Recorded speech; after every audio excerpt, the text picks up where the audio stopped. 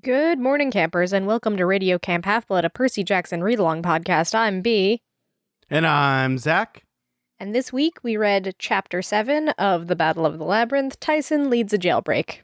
And this week we spooned our way to victory. We did like an old-timey escape from Alcatraz type of situation with Tyson. Spoon in hand. Rafts out of raincoats, right? Out of waterproof coats. Yeah. I remember the episode of Mythbusters. But yeah, the creepiest thing about that Mythbusters episode was the fact that it was possible. It was horrifying, and no one would want to do it. So they do escape Alcatraz, but not by jumping in the water, but by going into Alcatraz. Which, when you think about it, Percy Jackson in Alcatraz, which is just a prison island, and there's just water everywhere, you would think his first instinct would be, hey, you know what? Maybe we should jump into the water. Yeah. Didn't really think about that. There's a reason why he's called Seaweed Brains. When was the last time he used his water powers? I can't remember. Come to think of it, B, he hasn't really used his water powers this book. I think the last time he used it was last book, which is shocking to me. I don't even remember the last time he used it. I can't think of when it was. But I think the point is if you're in an island prison in the San Francisco Bay, you would think Percy would use his water powers. If only I could control the ocean. Water, why'd you fail me? But yeah, so this week we talk all about how Tyson breaks out of prison, and it's one of those chapters where... Well, he's not really in prison. He helps someone else break out of prison. Well, they do break out of prison. There's the part where they out of prison. bust into the prison and bust out of it, and then they bust out of another prison. There's prison on prison action in this. Prisonception, yeah. There's a lot of prisons happening. Yo, dog, I thought I heard a prison in your prison, so I put a prison in your prison, y'all. Wow, an exhibit meme in the year of our Lord 2019. Never thought I'd hear that. You gotta keep those alive, B. If not, they'll be lost to time and history. The cultural memory of our culture.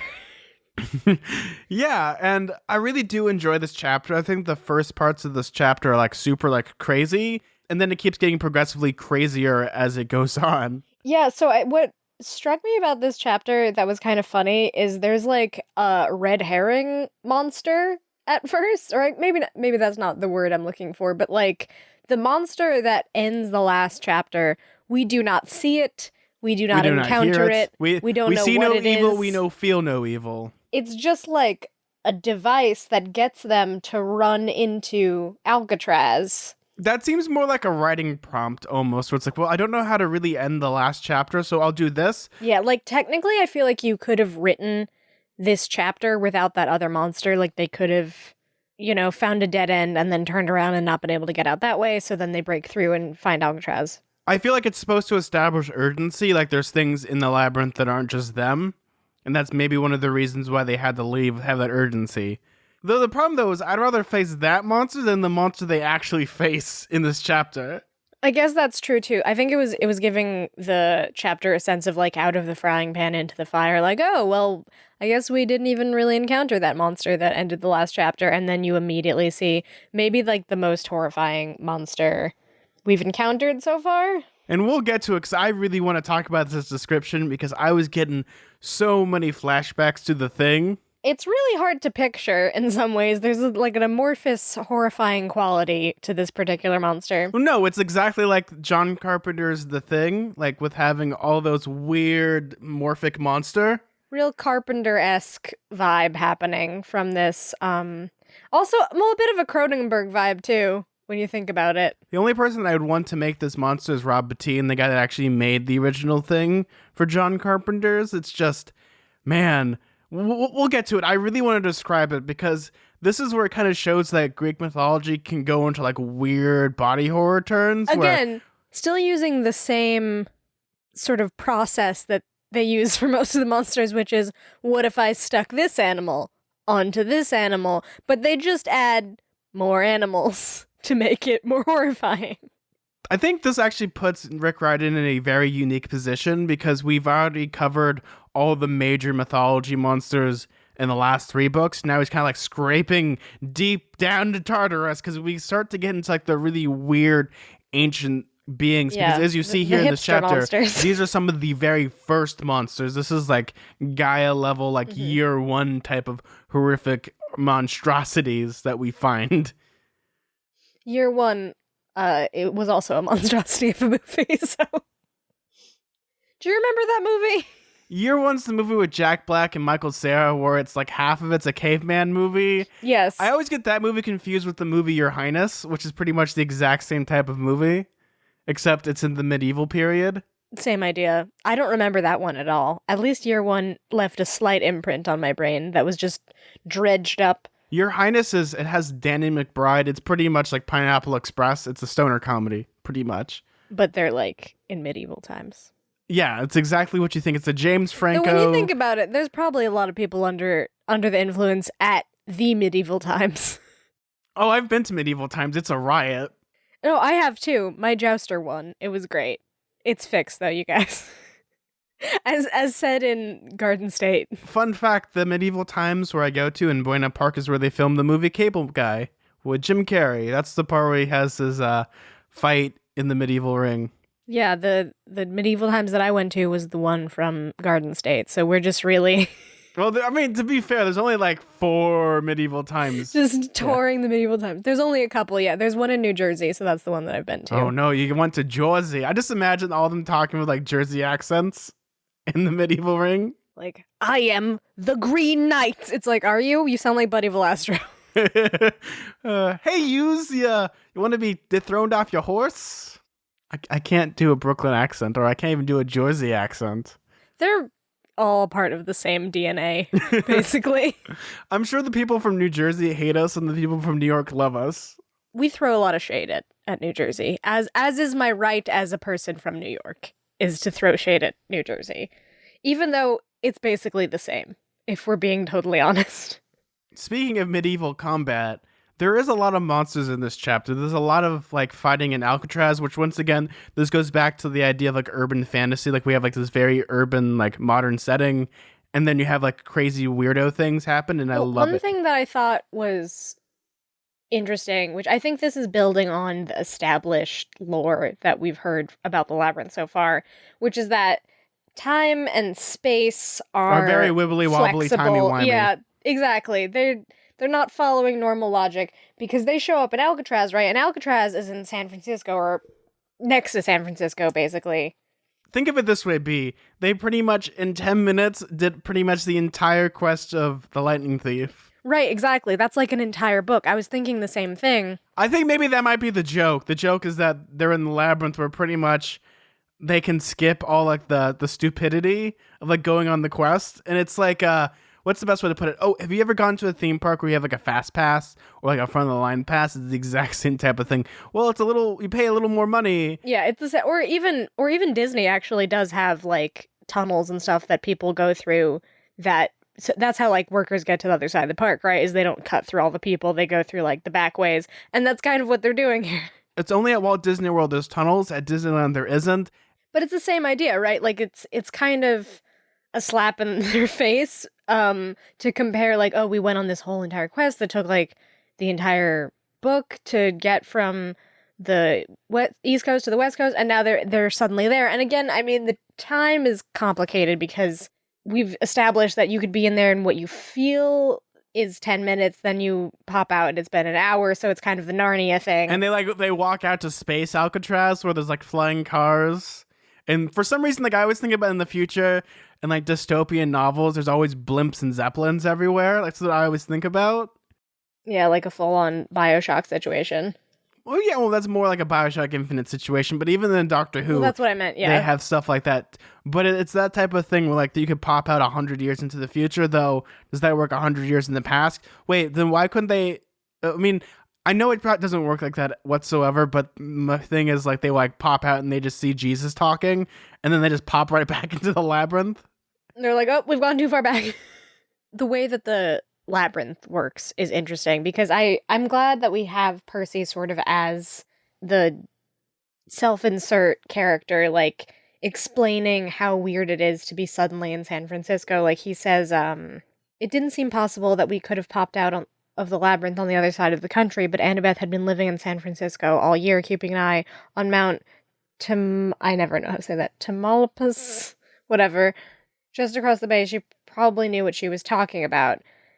So yeah, I feel this also kind of like ups the stakes in a way because it sort of completely makes you reconfigure the way you perceived the world. What this scene pretty much does is it reinforces the danger. Like, oh my god, we went through the entire United States. That means because Luke and all of them are apparently on this side of the United States. Right, they could do the same thing and then pop up in Camp Half-Blood and uh-oh, bad times. It's supposed to be like reinforced. It's the setup and the payoff. Like we understand, like, yeah, maybe some monsters can get through, but we have this, oh my god, we went through the entire West Coast. If Luke gets that string, he'll be able to do the exact same thing and be here in within seconds. Basically, yeah. So I do think that it kind of turns our perception on its head, like as far as how long it takes to get from one location to the other and how much of a threat Luke feels like. Because, I mean, before we were kind of perceiving him as like, oh, he's kind of far off. He's on the Princess Andromeda. Then he was like all janky and broken apart by being pushed off of the mountain. But now he's like stronger somehow thanks to Kronos and his spooky magic. There's a lot going on where they've gone from the rock bottom to now these villains that we've been worrying about for several books now are like gaining power. They're gaining ability. So they started from the bottom, now they're here. Basically, yeah. Started from a broken pile of rocks to here. Started from the labyrinth, now we're here. When it comes to this chapter, what I do enjoy about it is that danger and is the idea that they can pop out of anywhere, which makes for unique set pieces because they could pretty much go to any landmark. Because I would imagine a lot of the labyrinth entrances are actually like famous landmarks or like places in U.S. history that people go to a lot. Because those would be like the places where you would have like a maze entry point where you'd be like you want to have the most population. So I guarantee you there is one in Camp Half-Blood. There might be one. Think of like Mount Rushmore would be a cool one, or like any place that you think about. Yeah, basically any, or even any of the locations we've already been to, like the Hoover Dam, or, you know, where were they? I guess like the Washington Mall. I don't know if they were at this specific. Oh yeah, well it would probably be at the Washington Monument, or you know what it would be. This is where I put my money on. It'd be at the Lincoln Memorial, like the cave entrance is in between the legs of Lincoln. Yeah, or it's like in his mole. He just like opens like a door. Or at Mount Rushmore, it's like they come out of the nose of one of the presidents. Yeah, basically like that. What's that famous movie where they like fight on Mount Rushmore? Oh, North by Northwest. North by Northwest, yeah. Which is I just saw last week at the movie theater that I like to go to. Great movie. Of course you did. It's one of my favorite Hitchcock movies, but if I start talking about it, I will be here forever. But I like the danger. I like the aspects of like they don't know where they are, but Tyson in this chapter becomes once again the most competent person in this chapter. He knows what's going on because he is a monster and he plays by those rules where it's like, oh, this is bad. Like he's hearing like an ancient language that only he understands because it's more ancient than ancient. We also get like the interesting well, I guess it's not a backstory because we already knew that he had this ability to project voices and listen to people. We learned that back when we overhear some of the stuff that Luke is saying on the Princess Andromeda a couple books ago. But it's easy to sometimes forget that Tyson has these talents because he is played as the comedic relief. He is supposed to maybe be a little bit innocent, maybe not as bright as the other characters in some ways, but he also has like sort of the wisdom of a child too, because he's not very concerned with himself. He's concerned with other people, and he just kind of takes in what other people say to him. I consider like Tyson to be more free-spirited than most people. Like he has like a very like carefree attitude, but when like something bad happens or he knows there's danger, like the first thing he'll always put his friends before himself. As we see in this chapter, he's pretty much does the thing like, go on ahead, I'll keep him back. Like which is like the last stand type of situation, because he's done it before with like on the ironclad ship where like he's like, I'm the only one that can fix this problem. Right, where we thought he died. Yeah. He's very self-sacrificing. One of my favorite types of characters in any situation is when like people don't believe them, like they're like the crackpots. Like I always love to use Halloween 2018. Like that movie is everyone thinks Jamie Lee Curtis, Laurie Strode is like insane and like a crackpot. But the second like Michael Myers comes in the house and everyone does not know what to do, and she is the most competent person in that movie, and she goes, Mikey hunting is some of the best like scenes in a movie because you have like I love when you have characters that everyone thinks aren't the best, but then when they're in a situation specifically designed for them, that is like the most interesting drama. Well, I mean, this is definitely designed for Tyson for a few reasons. First of all, he has the ability to listen into God. What is that monster's name? Campe. I thought it was like campy. I thought the E like the hoop. Campy. Let's call It's her not like a Campy. hoopla. Umla. The Met Gala presents Campy. Campy likes campy stuff. Ooh, sewing stuff. Yeah, she's a really big fan of John Waters movies. Yeah, just that like weird like Americana niche, or I guess kitsch. That's the word I'm looking for. Kitsch. She's very kitschy. Or maybe not. But anyway, Campy, they listen in to her using Tyson's abilities, and also he understands her because he, I guess, speaks this ancient language, is that just inherent in Cyclopses? I forget exactly why he can understand them. It's like the reptilian brain. It's like in every monster, there's like this ancient language that they remember because it's like Right, because he's a monster, I guess. It's built into his brain. he speaks the old tongue of the old gods. Very Lovecraftian, I suppose. Yeah, so he understands that, and he also understands who Briar. I'm just gonna call him Briar Briar. Rabbit, Briar Bear. We're going to our laughing place, right? He understands who he is too because he knows like this whole story The monster of with 100 hands. the 1,000-handed people, or 100 what are they called? 100-handed people. I thought it was 100 hands. I think I upped them to 1,000 hands. Oh yeah, no. So he's a 100-hand one, but 1,000 hands sounds even scarier than 100 hands, though.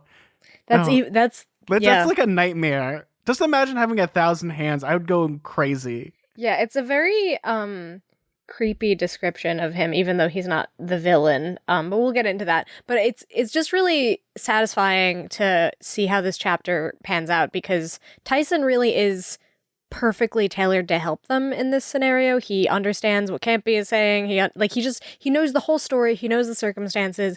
Because he's a Cyclops and he was told these stories from when he was a kid. Yes, and this is where like again, this is why I don't get why people don't like Tyson all that much. Like there isn't like I'm sure there's a lot of people that love Tyson. Tyson's probably their favorite character, but when you see like people talk about their favorite characters, About their favorite character, yeah, he doesn't get listed. They talk about either Annabeth, Percy, but he doesn't necessarily get listed in this way where he does these amazing things that only Tyson can do, that all the other people, like if he wasn't on this quest, they would be dead like 1,000-fold.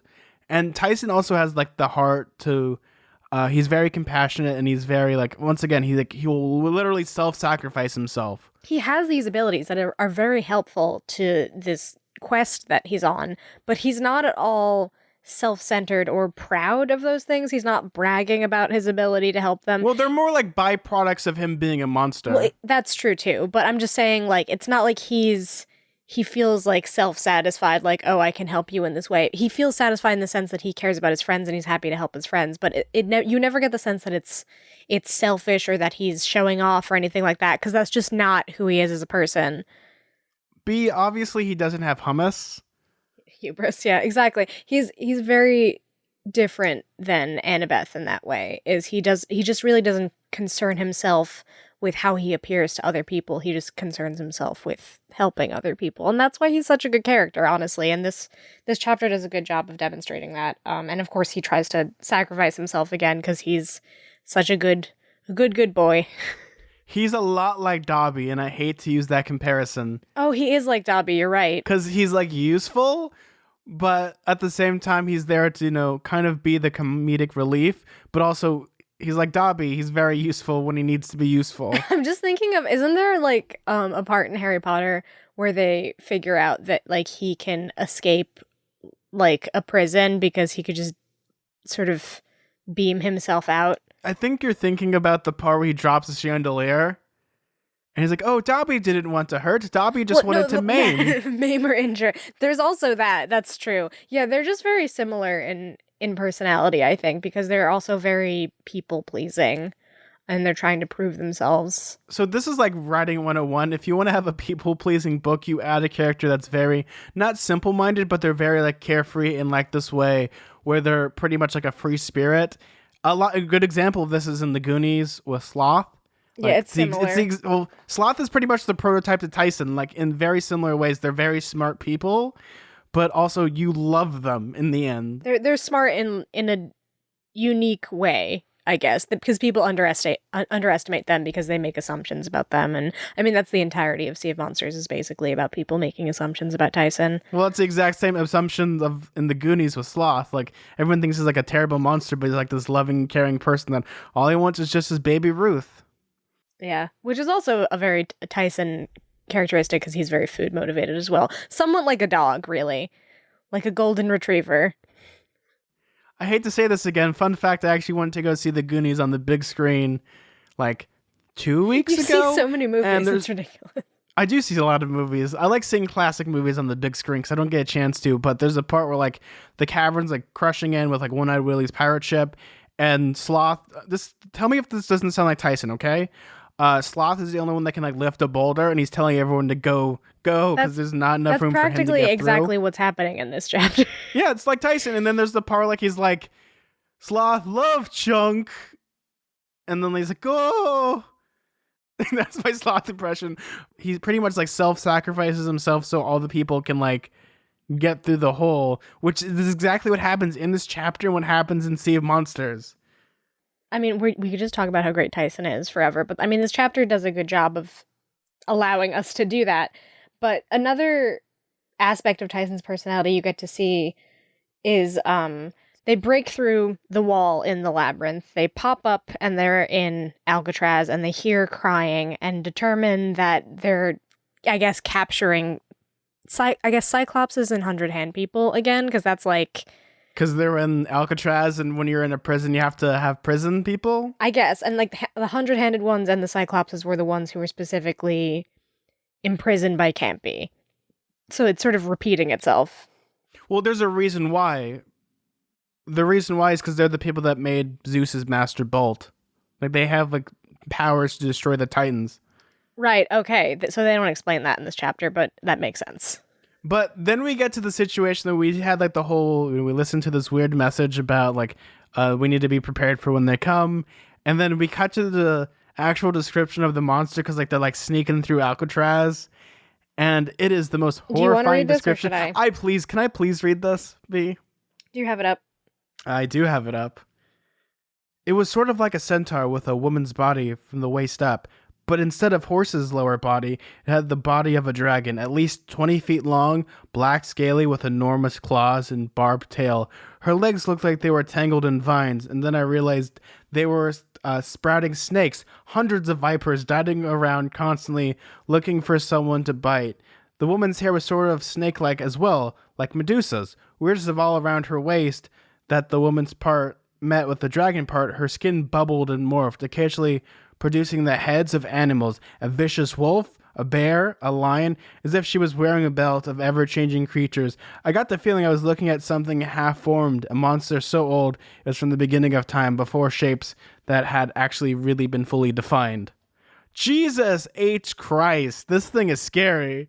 It's very hard to imagine, too, because it's just like, it's sort of like when you give a kid a crayon and you're like, draw a monster, and they just keep drawing heads on something. Well, no, it's like you give a kid a crayon and they make a car, which everyone has made that exact same car. Small wheels, big body. Yeah. And here it's like, this is a nightmare. No, okay, B, if you saw if your kid draws this, then maybe take them to a specialist. Take him back. That's not your kid anymore. That's Damien. B, if you saw a kid making this creature, take him back. They're evil. They've gone bad. Yeah, return him to the hospital. I don't want him. They made a mistake with this one. But think of it this way. Your mind does more scarier things that you can ever visualize in a movie. And thinking of this in my head is 1,000 times more horrifying than someone like Rob Bottin, the person that actually made the original thing for John Carpenter, where it's like this weird, like pretty much that has no shape. Nightmare blob. Like a nightmare blob. And the only thing I could figure out with this is there is nothing scarier than a monster trying to like opens its mouth and there's another creature inside of it, like the xenomorph alien, or there's this other movie B. I'm going to get into weird movies. There's this movie called The Uninvited where there's a cat that has a cat monster living inside its mouth. No, I hate it. I hate it. Put it back. It's adorable. Oh, it's great though. I was actually thinking of this while I was reading the description. If they were to make an adaptation of some variety of this book, how... Obviously, this would be digital. Yeah, you would have to do some sort of CG situation because practical effects can only go so far, but there's just something so complicated about this design. Here's the thing, though, like practical effects can go so far, but also it would be so expensive to make this as an actual animatronic prop. It's 20 feet long. And also, there's like growing heads and stuff to like actually the technical difficulty of making that look good would be pretty impossible. And then here's the problem, though, is then you have the thing where no matter what actress you get, like here's like the weird thing, like when you have like appliances like this, especially now in Hollywood, they want to like show her face like all beautiful, and then they try to peeking out from the horror. Yeah, peeking out from the horror, and that wouldn't be cool. Because here it feels like it would be more interesting to see like her faces also change and it morphs into different things. Like here, this is where, once again, Rick Riordan has done a very deliberate thing, is now showing pretty much the old times before the Empire, before Greek mythology. Did you see Late Night? Late Night. What movie is that? It's on in theaters now. It's like about Emma Thompson as a late night TV host. I haven't seen it, but I saw the trailers for it. There's a moment where she's joking about being like an older woman in Hollywood, like in character, obviously, as the late night host, and she says like something to the effect of like, "Oh, before I would play like the love interest, now I would play the mummy. Actually, no, they would get Anne Hathaway to play the mummy. I'm too old to even play the mummy." Yeah, and it's true, honestly. That's one little dirty secret from Hollywood, especially when it comes to like CGI effects. Like if you look at them now, good example of this is Uma Thurman as Medusa in the Lightning Thief movie. Mm-hmm. It's the same idea. It's so annoying to watch that. They don't want to make women completely monstrous because they're like, oh, but then people won't find them hot. We got to give them lady faces. Even like in Star Trek, I'll give a good example of this in the original Star Trek. They would do this thing where like people can like look at this. I'm not even crazy. Is that they would like do like close-up shots of people, like men, and they just look really gross, ugly, and like just disgusting looking because it's just like in focus. And then they would cut to a lady, and they'd have like this weird like haze filter where it's like slightly out of focus. Like we're filming a lady, so we got to make her like big, still beautiful, but like we have to blur her features. Yeah, that sounds about right. So yeah, I don't know. I think it would be very difficult to pull off this creature in an actual movie or something. I mean, without it looking silly or like really no matter what we do, like it's gonna look silly. Yeah, because the concept is kind of silly. It's horrifying in premise, but then like in reality, because it's so absurd. I don't know. I was thinking about that as I was reading this. Like if it was a real thing, obviously horrifying, but I would love to see this. But also, the major problem when it comes to like doing like live action adaptations will always be the budget. If you don't have a huge budget, like the best example of this is the Series of Unfortunate Events series.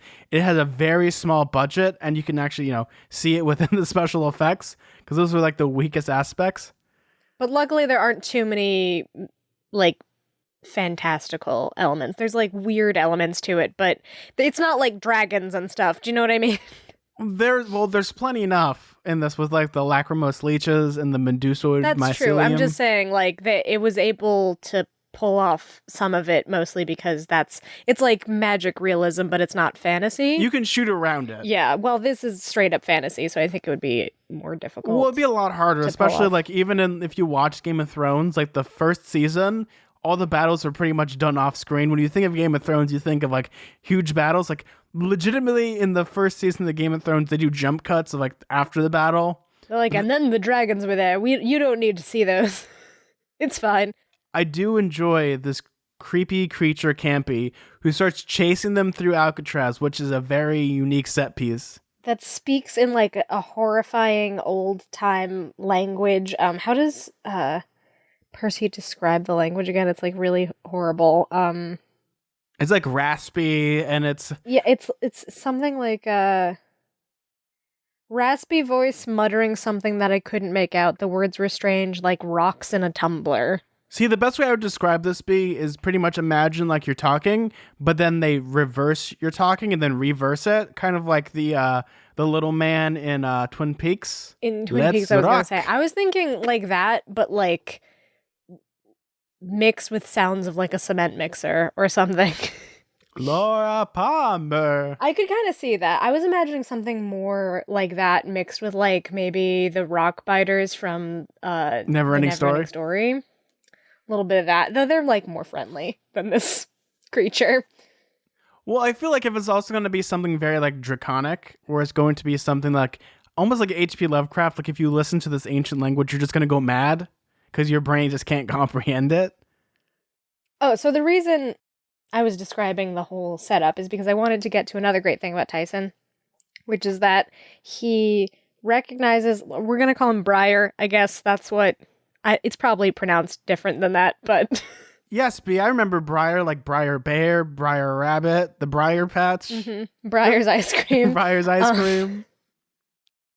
But there's something really adorable that happens where Tyson recognizes who he is. They go and try to rescue him. And he's like such a little pep talk kind of guy. He goes in there and he's like, you can do it. You can put on a brave face. And he's like encouraging him. It's very sweet. I think it's a very adorable interaction. Because, you know, we hear this description of the 100-handed ones and they're supposed to be incredibly tall. I mean, Tyson keeps talking about this because he's, you know, been told these stories since he was young. So he's like, oh, as tall as the sky, can break mountains. Like, this is his idea of what they are. And then he sees this actual 100-handed one and he's smaller and afraid. And they have like these different faces that they switch to depending on their emotions. B, you know what this reminds me of, right? Labyrinth. No, not Labyrinth. The Oh, Wizard of what? Oz. Oh, what about Wizard of Oz? The wizard. He puts on this face and then you see him, he's all scaredy cat. Oh, I guess, yeah. I could see that for sure. Like, there's an idea of what Tyson's expecting, and then Briar's, like, not living up to that expectation. But instead of being disappointed, Tyson's just very sweet, and he encourages him to put on a brave face, in this case, a literal brave face, and he tries to, but then he can't, and he's crying, and he's smaller than he is, which is, it's interesting because he's sort of in prison of his own mind, because Tyson is able to break out of the cell. The prison's like a metaphor in a sense of pretty much, you know, you're useless, and if you don't do, you can get out of this easily, but you choose not to because it's like a safer to metaphor be of behind negative bars. self-talk or something, I think. It's one of those things where you need to like, it's the kind of metaphor where it's pretty much Tyson's like tells him to get off your butt, we need your help, but it takes Percy pretty much tricking him to help them. Yeah, I think it's really interesting because Tyson, he just easily breaks the He breaks the hinges bars of like it's of the cardboard. prison, like it's nothing. Yeah, like the way they describe it, like it's clay or something. It's very easy. It's not a very difficult prison, so that's not why Briar is like discouraged by this circumstance.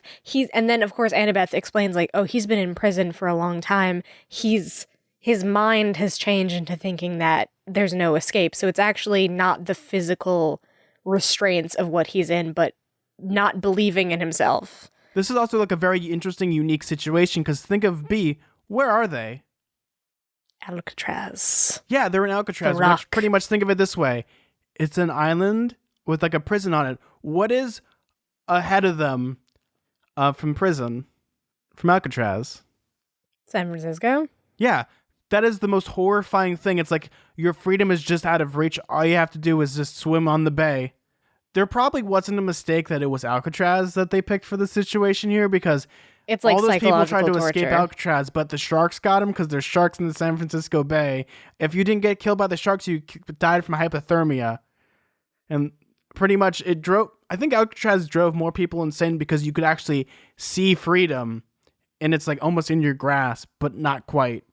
Well, even Tyson talks about that later on in the chapter when he says that if he does get captured, that he will be tortured, but it will hurt, but it won't kill him.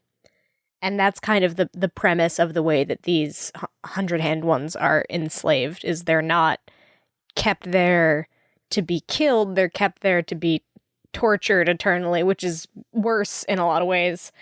I don't know, I just thought that was very sweet that Tyson is just like a little pep talker. Tyson's learned from experience because remember in Sea of Monsters, pretty much think of it. Remember, he was bullied by all the other monsters. Like pretty much they would That's attack him true. and do all these things. He And has the to only remain reason why positive. Tyson is who he is because of Percy. Because Percy kept giving him pep talks, and Percy made sure he treated him like almost like a human being, and gave him like decency for him to grow and adapt.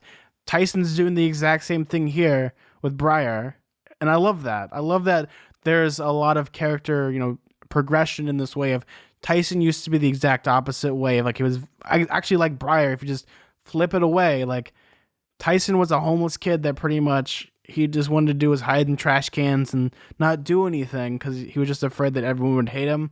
Percy did the exact same kind of like motivational pep talk of getting him pretty much to go on this quest. And in the end, Tyson's the one that rose up and became this huge hero. He's trying to do the exact same thing for Briar. Oh, so sweet. An angel baby. But on the subject of adaptations, I guess, and visualizing these characters, Briar also has like a very strange physicality to him, despite the fact that he's not really a threat to anyone in that particular moment because he's not believing in himself, so he's just sort of wailing and whatever. His actual physical presence is pretty horrifying, even if he isn't as tall as the sky or however. I just want to read the description of him because it's like Yeah, go ahead. creepy.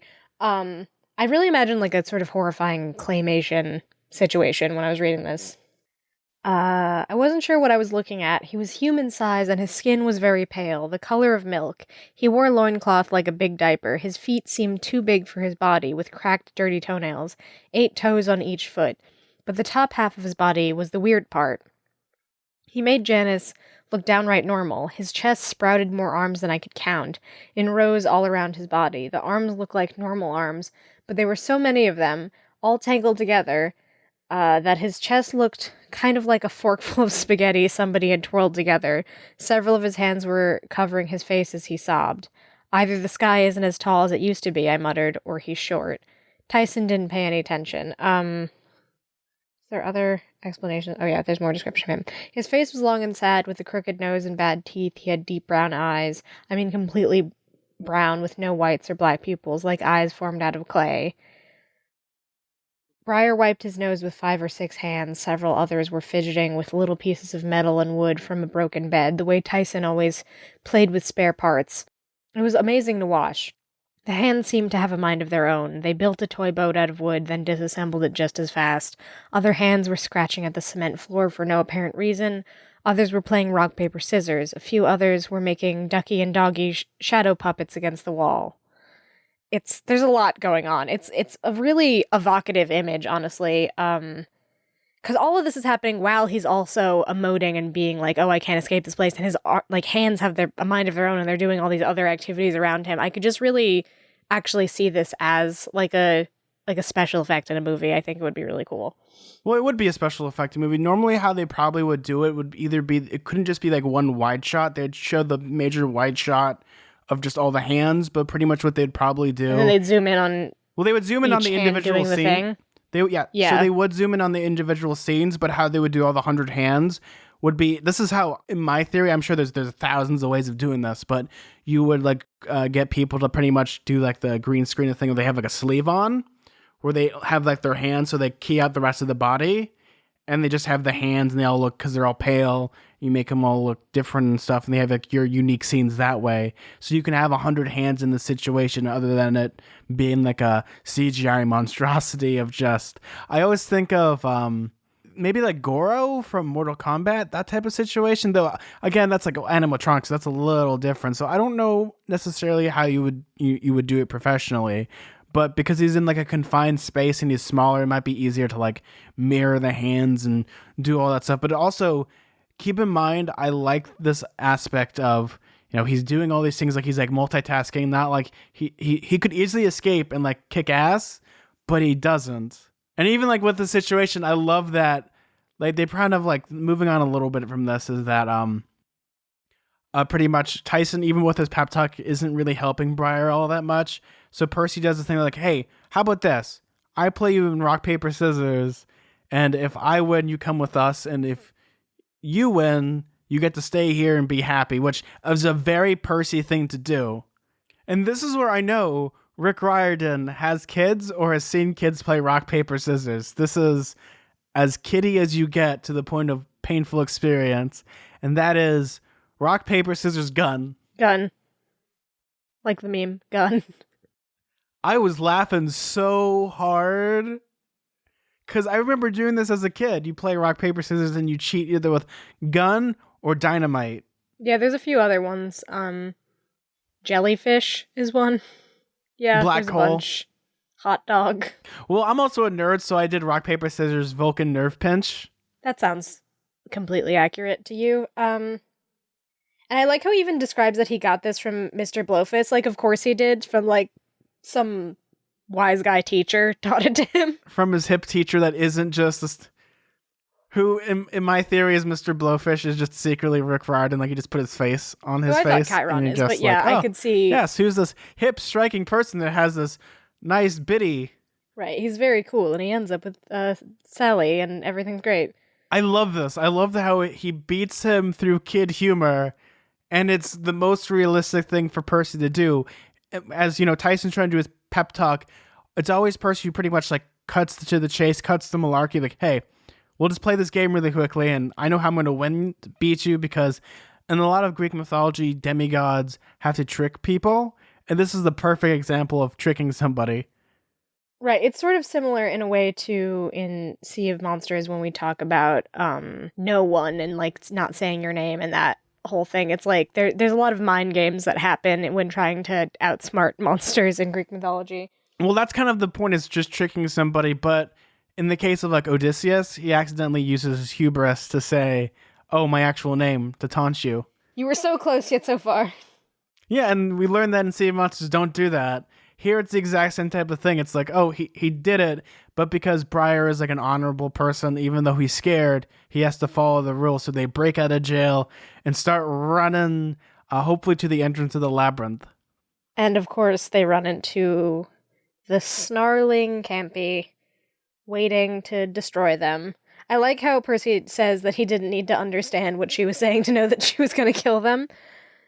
So in my head, like, this is the producer brain in my head going off. I'm like, this is going to be, like, the most biggest budgeted monstrosity of the season, pretty much so far, is this huge fight scene in Alcatraz where either you film it on green screen or you actually go to Alcatraz and do all the stuff. This is maybe one of the reasons why it's hard to adapt Percy Jackson's. You go to all these places that acquire, like, a lot of time and effort to film. Yeah, there's a lot of locations that are very specific. There's a lot of fight scenes that are super complicated, and then there are monsters. I mean, Campy is maybe the most complicated design of a monster so far, and not only is she like this serpentine Medusa-esque creature with monsters like sprouting out of her waist and all this stuff, but she also now has like 2 swords that are oozing poison. There's just a lot happening. I like this fight scene because it isn't just hack and slash, it's hack and run away, because even Annabeth is just like, Percy, just run, because if they attacks you, you're going to die, because if the sword gets you, not only will you die painfully, you'll turn to dust, then you'll die. For some reason, this reminds me of being a kid at my grandma's house playing the game Trespasser, which is like a Jurassic Park game with my cousin, and there's a giant T-Rex. And we were stuck on this one part with the giant T-Rex for so long because it kept eating the character. And then finally, my other cousin just says, just run. And it was horrifying, and the T-Rex is chasing you. But then we made it to the next level, and so we named the save file Dana's Good Advice. Because it's true, sometimes the monster is too big. Sometimes you don't have enough bullets to kill the T-Rex, so you should just run.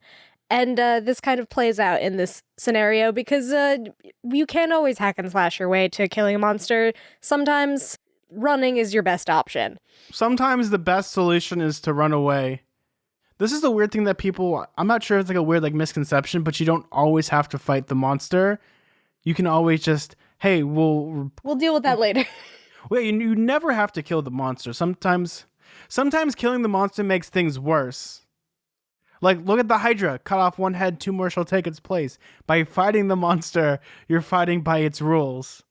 But if you leave, it cannot find you. No sudden movements. Hey, I'm going to shine this flashlight in this T-Rex face. Oh, God.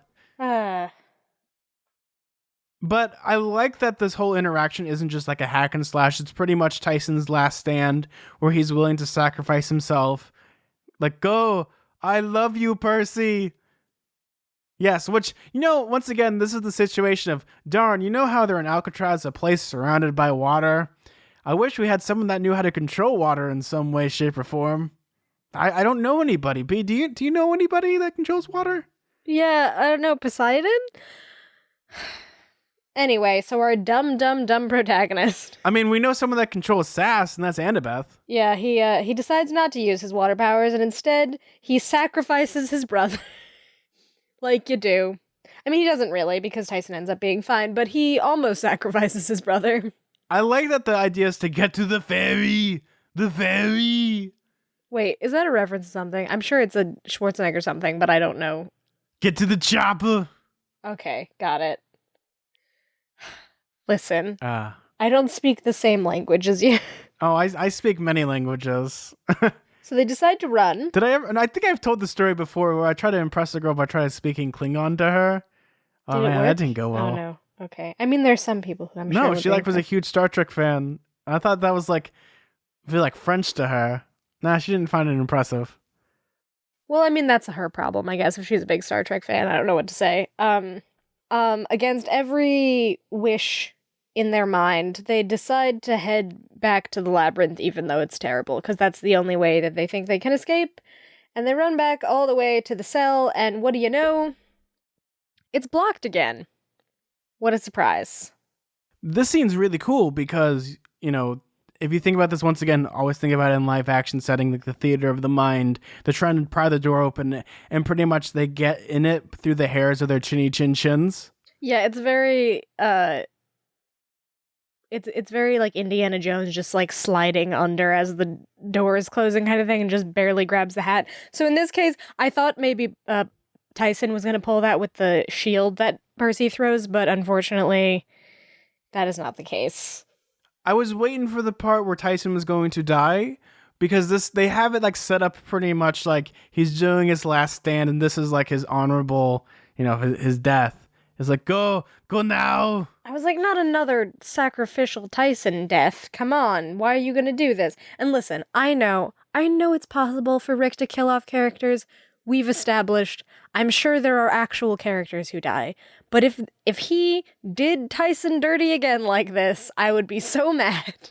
Well, even in this chapter, they pretty much make a joke about it. Like, this is the second time he's done this. Yeah, but in this case, he ends up being fine. Though it's kind of like a sad thing because Percy has to throw the shield that Tyson made him to distract Campy just long enough for Tyson to slide in, and then... In that situation, Tyson would be thrilled because it's like something that I made saved my own life. Like, oh, it did its job. Yeah, that's true, because that's exactly the kind of positive attitude Tyson would have. He'd be like, oh, yeah, you use the shield for what it was intended to do, which is protect people, so you did a good job, and I'm happy about it.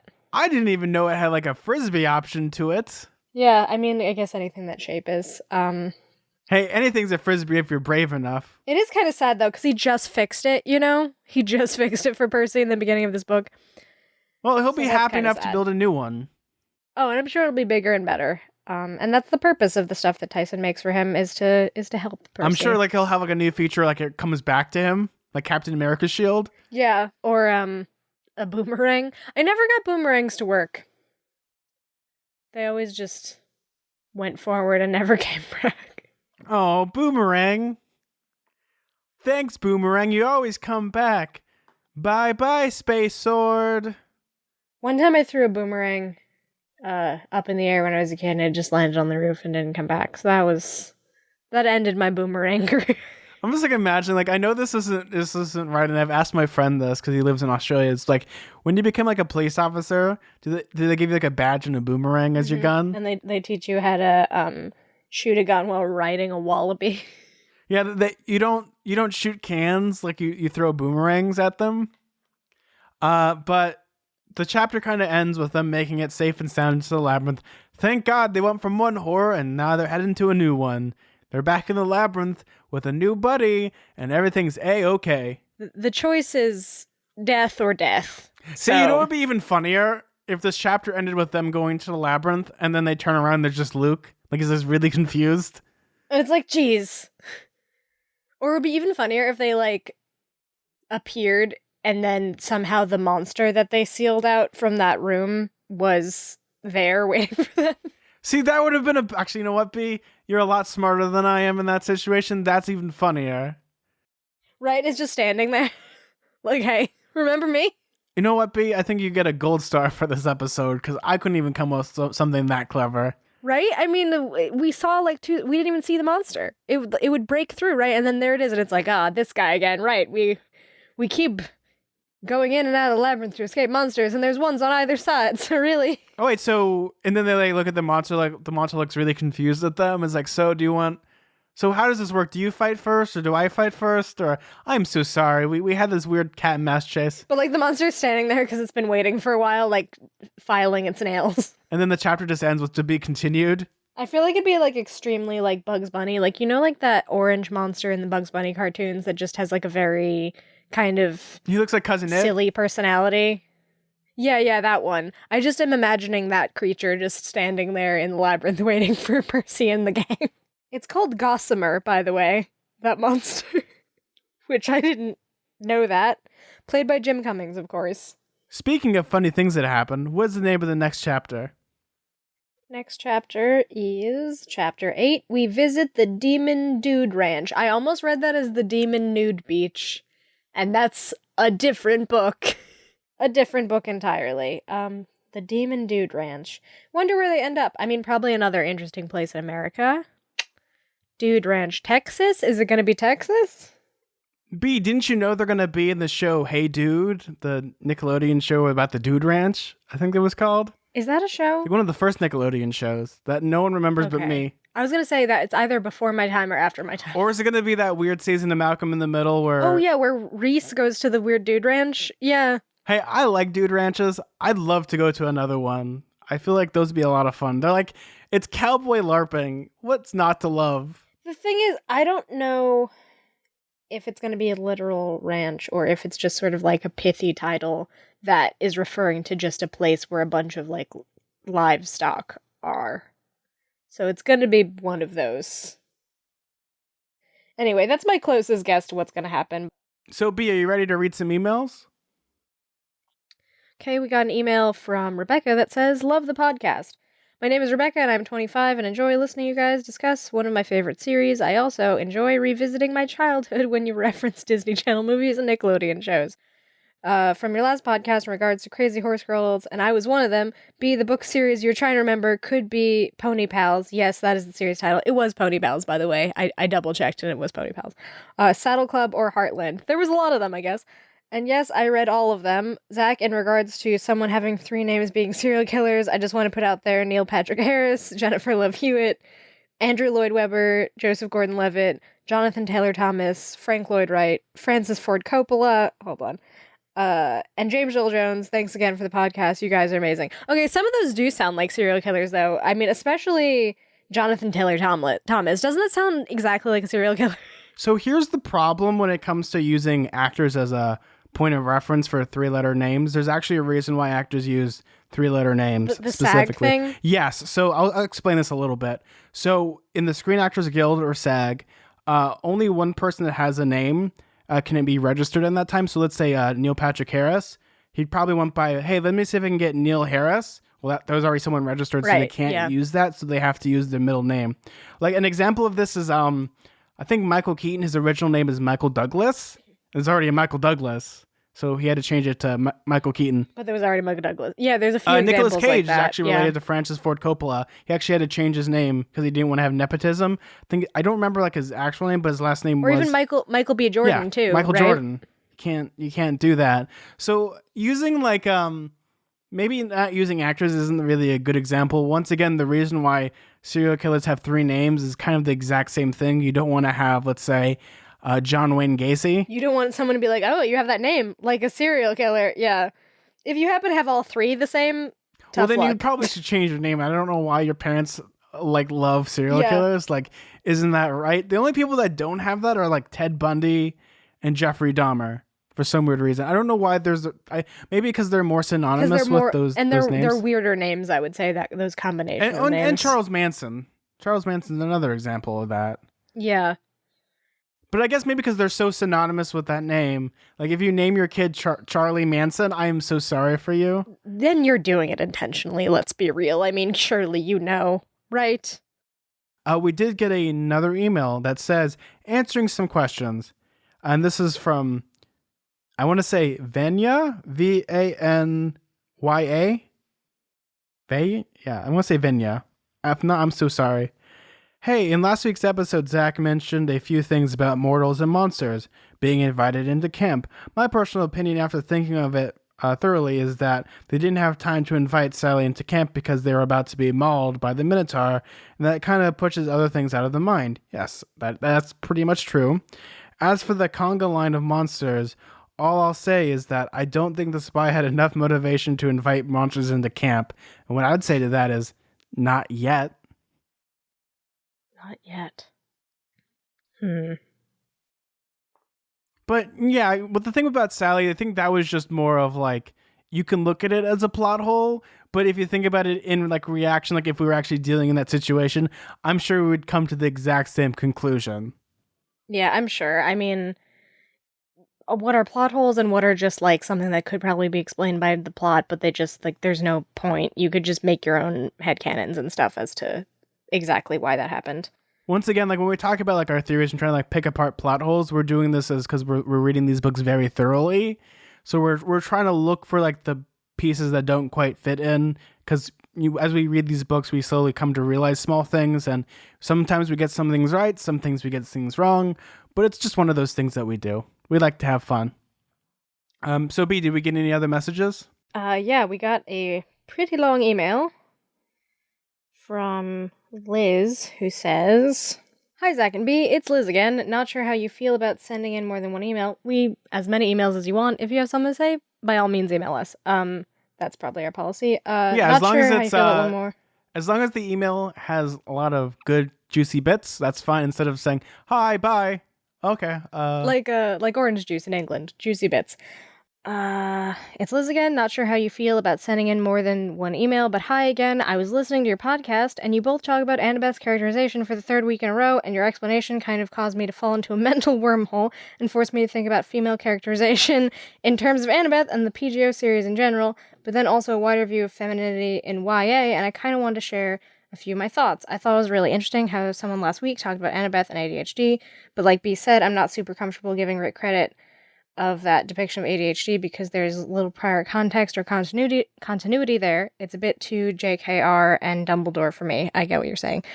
So even though the way that I'll put it this very shortly, because we do have this long email, is that in your head that might make the most sense, but also like the author might be trying to do that, but maybe they're not you doing get it credit for that, not the author. Yeah. Because that is a J.K. Rowling type of situation.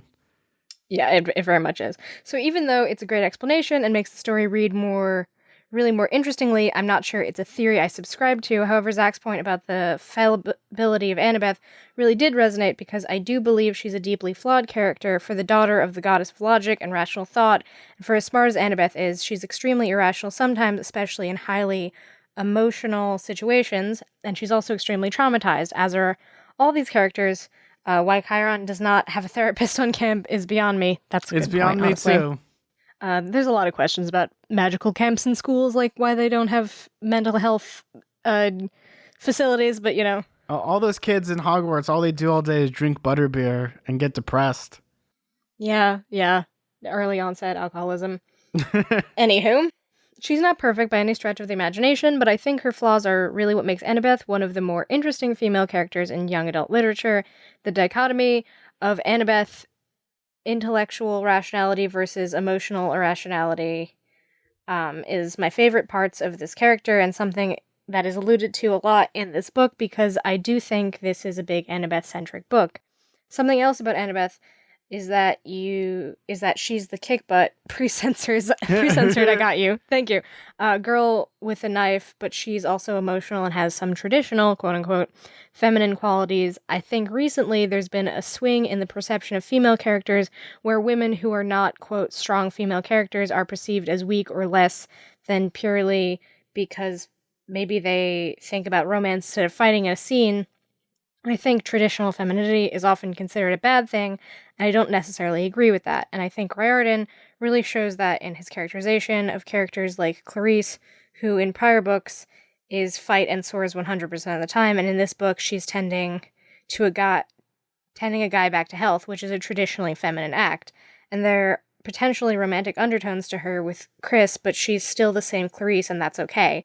It's also interesting to me that male characters, when they act jealous or more emotional, are said to be justified or applauded. Percy spends 3 books so far kinda jealous of Annabeth's relationship with Luke, not a one-to-one comparison because Luke is evil, but not totally off the mark, especially because he's often he's often just jealous of Annabeth's faith in Luke, but that's neither here nor there, because that's more of a commentary on social acceptance of masculinity as well as gender disparity in YA. All that to say, I don't think Annabeth's a bad character because of her flaws, and I don't think it's a new thing. I believe those flaws have always been there. This book just spends some time developing her character, which I think she's due after being absent for almost the entirety of the last book, so her flaws are a bit more in focus here. Anyway, this may be long enough for me to turn into my dissertation proposal for school. Oops. You don't have to read all or any of it. We read all of it. Just some thoughts I want to share, and not trying to be rude or anything, so if any of this reads that way, know that that was not what I intended while writing this email. Love y'all and the podcast. Keep up everything, and I look forward to hearing more. Liz. That was a really great email. That reminded me a lot of some of the essays I had to write in college. So really, are you studying children's literature? Because that sounded a lot like an essay for a class. So you did a really good job sort of laying out your thesis there and adding some supporting evidence. That was a very impressive email, honestly. I don't even know what to really talk about because I think all the things we would probably talk about are actually answered in this email very thoroughly, because it's a lot of what she's saying is very true to the Percy Jackson mythos, especially with like femininity in Percy Jackson. Because if you like, I was like thinking about this a couple days ago. A lot of the time in Greek mythology, like most females in these stories are very strong, independent women. And obviously that gets reflected here because it's just Greek mythology being reflected in a modern setting. So it's a really unique aspect of Rick Riordan writing these books, is that he's very conscious about this. And it's really great because it's not just Annabeth is like the damsel in distress, or there's not really any girls that are necessarily damsels in distress. Even in the Titan's Curse, when she's captured, she tries to break away, but it's her own, like, I guess, love for Luke that causes her to be trapped again, because she does try to break away and she tries to do all these things. But it's really hard to say, because I love when you have characters that are so flawed or broken that it makes them more believable when they make mistakes, like Annabeth. I think she isn't necessarily like a damsel in distress or Mary Sue. I don't understand when people call her Mary Sue, because she is legitimately the exact opposite. She makes every mistake possible. No, and she's a complicated character, but she's also great in a lot of ways too. She's not to be condemned or to be revered. She's complicated. And that's the great thing to a kid. Everyone's complicated and they all make mistakes. And B, it's the old thing in like Batman Begins. What do you do when you fall down, Master Bruce? We get back up again. And that's what she does. She gets back up. And she, even in like Percy Jackson, even in this chapter, they did the whole like Tyson's going to try to sacrifice himself. But it's like, don't do what you did in the Sea of Monsters. It's not worth it. Don't do that. And they learn from their mistakes, other than like most books, like in Harry Potter is a good example of this, where Harry keeps making the same mistakes over and over and over and over and over again. He doesn't learn a gosh darn thing. Here they learn. And to be fair, so does Percy. Percy makes a lot of mistakes too. He's gradually learning, but you know. But thank you so much, Liz, for that lovely email. I don't know what else we could say about it other than thank you for taking the time to. Yeah, that was a really good email. It was all of my thoughts, honestly. There's a lot of different explanations for Annabeth's characterization. And it's so funny because we really haven't been directly talking about that in a long time, because that chapter, the first couple chapters that focused on that are since several weeks in the past, but we're still getting emails about it because I think a lot of people have interesting thoughts about Annabeth. And, I'm sure we're going to get more emails as we continue reading this book, and maybe the stuff about her and Percy and Luke and Rachel Elizabeth Dare and that whole dynamic will surface again. But yeah, it's an interesting thing to talk about. It's also a really unique thing to talk about because we're getting emails from people that love this character, and it really does show that she has like a 3D depth to her that isn't just like a Hermione or a Katniss Everdeen. Like, people really want to defend her because they love her in this way where it's almost believable. It's like defending a friend, or like defending someone's honor that doesn't quite exist. That's interesting to me. Like, any second now, I'm imagining someone's gonna ring my doorbell and they're gonna slap me with like love, and they're gonna fight. They're gonna fight me with flintlocks, like Hamilton style, because I disgrace the honor of Annabeth. Like, I'm totally prepared for that type of duel, and I've prepared for it for many years. Is that all our emails? So we did get one more email. We got one from Matreed, Matreed. I'm gonna say that's how you say it, Matreed. Hi, Zack and B. I just wanted to say I love your podcast and I listen to it every Monday night when I go to bed. I was wondering if you guys are going to do an episode on the Demigod Diaries once you finish the Battle of the Labyrinth, because there's a bunch of stories in there that take place between books 4 and 5, and they have an impact in later books, especially in The Last Olympian and Heroes of Olympus. Anyway, sorry for the spelling mistakes and the formatting stuff. I wrote this on my phone really quickly. I didn't see any spelling mistakes or formatting stuff. And you're talking to someone who has dyslexia. So maybe there were, you just didn't see them. Your brain fixed them back. Oh yeah, it autocorrects my brain. But that's something we could look into. I feel like if we're going to do it, we're not going to spend like each week talking about a short story. It might be something where we just sit down and read them all in one go. Because I feel like when it comes to short stories, it's a little harder to do than just a chapter. Yeah, that's true. I mean, we're going to try to do as much Percy Jackson related stuff as possible. It's a little difficult to figure out the timeline, as we've talked about. I think probably Zach, because I am ever wary of spoilers. I will put this out into the ether. If anyone has like the definitive timeline of how to read Percy Jackson, like in chronological order, like how they have for like the Clone Wars, just send it to radiocamphalfblood@gmail.com and just list that, and I'll be able to like look at it and see how we can do this. If not, we're just going to take the Demigod Diaries, read it, and maybe talk about it and a couple bits of it, but we'll probably go from book 4 to book 5, because in theory, that's how you should be reading the books. Like, there shouldn't be like that weird supplemental material that you need to read to be informed of character motivation. Like, if you're going to read the series, because it's not necessarily sold like that. Like, when I bought Percy Jackson, the box set, it's 1 to 5. It's just in order. Yeah. Though, I mean, there's another way we could do it, is just reading things straight through the series and then as supplemental stuff, maybe doing that as like maybe bonus episodes that then come out later or something like that, because they might not necessarily be pertinent to the story, like you need to read them to understand, but they add additional context, so that might be a way to go about it. We'll have to figure it out. Yeah, it's like I said before, it's like one of those weird catch-22s where we could go into it, but then how far do we go to like talking about the series? Like, oh, well, we read this short story, but so when we read book 5, like, well, this doesn't make sense because of this short story. It's one of those hard things. I mean, we'll have to figure it out. And by we, I mean Zach, because I don't know. I feel like as soon as I Google this, like giant spoilers will appear on Google and I will feel regret. Yeah, B, that's more of a Zach problem, not a B problem. A B problem is like you get someone like a white suit and like sprays like smoke everywhere on the bees. Yeah. To me, it's just like, hey, I'm gonna like I gotta fight these bees mano y mano, and like I rip off my shirt and I'm just in my underpants, like going through the beehive. Yeah, a bee problem is when you spill your honey everywhere. Oh no, I have a bee beard now. Oh no. Did you see that? I think what is that movie called? Actually, the recent Winnie the Pooh movie that's kind of CG. Oh, Christopher Robin. Christopher Robin. Yeah. Did you see that? There's a weird scene. No, I did not see that. Where, well, the reason that Pooh is summoned basically is because as a demon they spill some honey. Like, I think that's literally what brings him. He like smells it and he just like walks into the other world. I guess it's a complicated lore, but he's just there and he's like, oh, honey. It is adorable. I suggest watching it. In my head, when I saw Christopher Robin, like the trailers, I'm like, oh my god, Christopher Robin is having like a midlife crisis, and he can't cope with anything. That's the premise of the movie. That's the premise of the movie. All I know about it is it's Obi-Wan Kenobi seeing plush animal force ghosts. Yeah, I mean, not totally wrong. Oh, and you sent me the iTunes reviews. But also, I think I got like really confused trying to watch that movie because that movie came. I think the reason why I didn't see that movie as well was because it came out pretty much the same time as Mary Poppins Returns, and it was pretty much like watching the exact same movie. Oh, well, it also came out around the same time as there was Christopher Robin, and then there was like The the other other Christopher Christopher Robin Robin movie. movie. What is that called? That's not called Christopher Robin, right?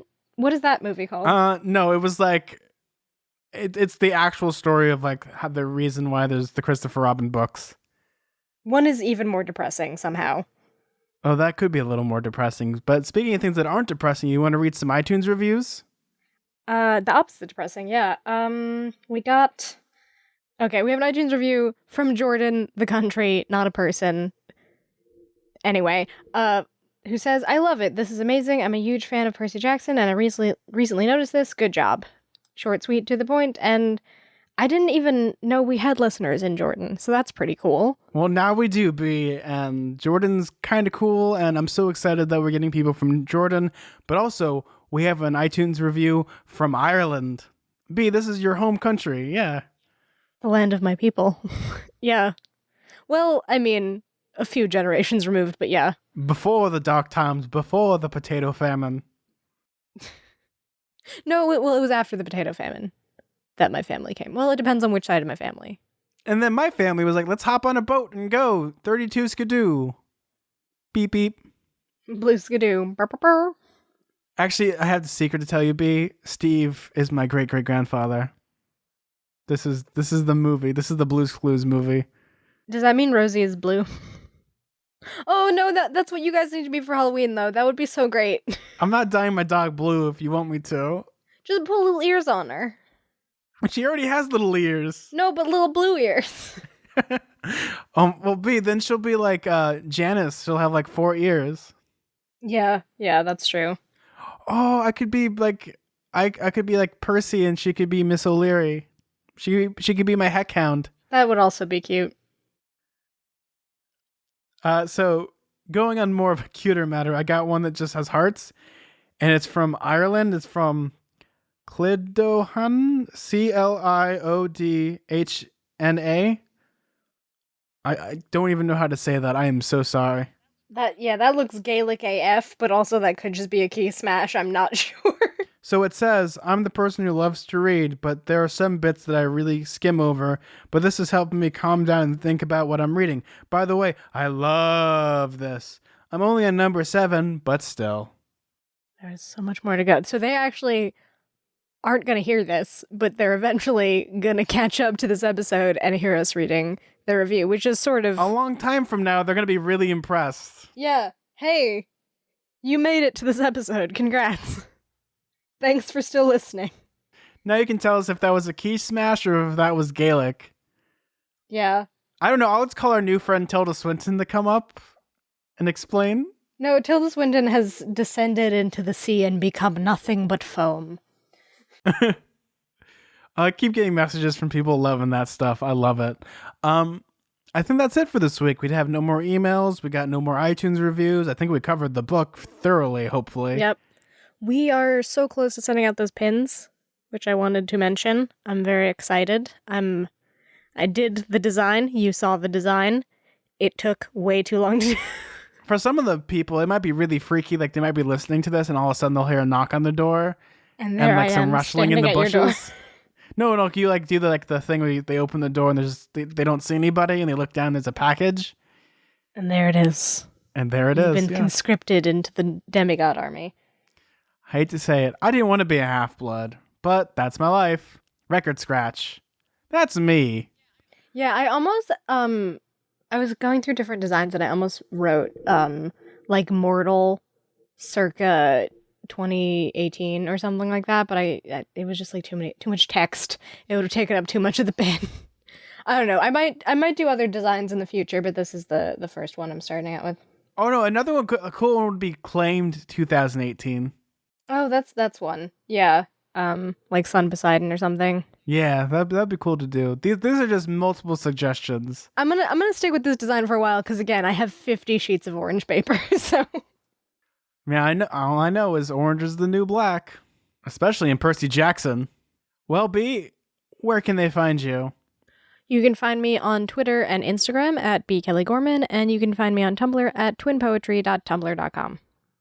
And if you want to find me, you can find me on Twitter at Suda41. That's SUDA41. If you want to tweet at our show, you can tweet at us at halfblood_radio.